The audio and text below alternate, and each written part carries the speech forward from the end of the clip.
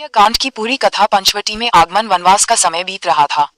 श्री राम, सीता और लक्ष्मण कई वन प्रदेशों में घूमते हुए दंडक वन पहुंचे। वहां वे पंचवटी नामक स्थान पर रहने लगे। ये जगह बहुत सुंदर थी, पेड़ पौधों, नदियों और पक्षियों से भरी। वहां उनकी मुलाकात एक महान ऋषि अगस्त्य मुनि से हुई। अगस्त्य मुनि ने उन्हें एक दिव्य धनुष, बाण और कवच दिए और पंचवटी में निवास करने का सुझाव दिया। शूर्पणखा का आगमन। एक दिन लंका के राजा रावण की बहन शूर्पणखा वहां आए।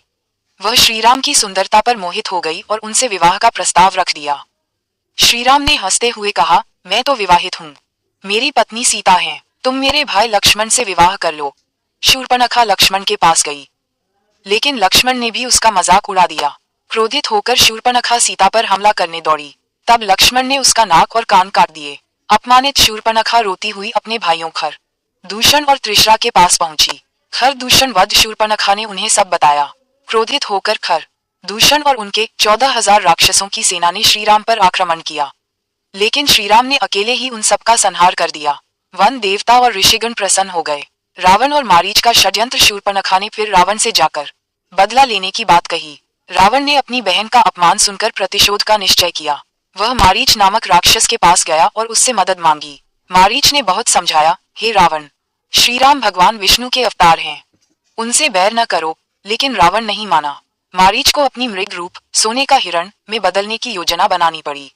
स्वर्ण मृग और सीता हरण। मारीच ने एक सुंदर स्वर्ण मृग का रूप धारण किया और सीता के सामने आया।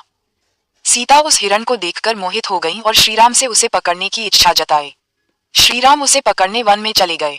लक्ष्मण को उन्होंने सीता की रक्षा के लिए वहीं छोड़ा।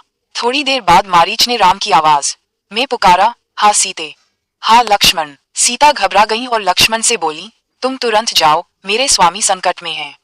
लक्ष्मण ने बहुत समझाया कि यह छल है, पर सीता के आग्रह पर वह राम की खोज में गए। इसी बीच रावण भिक्षुक, साधु के रूप में आया। सीता ने उसे भिक्षा दी। तब रावण ने अपना असली रूप दिखाया और सीता का हरण कर लिया। वह उन्हें अपने पुष्पक विमान में बैठाकर लंका ले गया।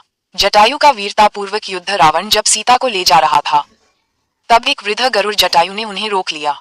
जटायु ने रावण से युद्ध किया और सीता को छुड़ाने की कोशिश की, लेकिन रावण ने उसका एक पंख काट दिया। जटायु घायल होकर भूमि पर गिर गया। श्रीराम का शोक और जटायु से भेंट। थोड़ी देर बाद श्रीराम और लक्ष्मण लौटे तो सीता को गायब पाया। वे व्याकुल होकर इधर उधर सीता को ढूंढने लगे। उन्हें घायल जटायु मिला, जिसने आखिरी सांसों में सीता हरण की पूरी घटना बताई। श्रीराम ने जटायु को गले लगाया और उसके निधन पर शोक मनाया। जटायु को उन्होंने अग्नि संस्कार दिया। कबंध और शबरी से मिलन। सीता की खोज में आगे बढ़ते हुए राम लक्ष्मण की मुलाकात कबंध नामक राक्षस से हुई। राम ने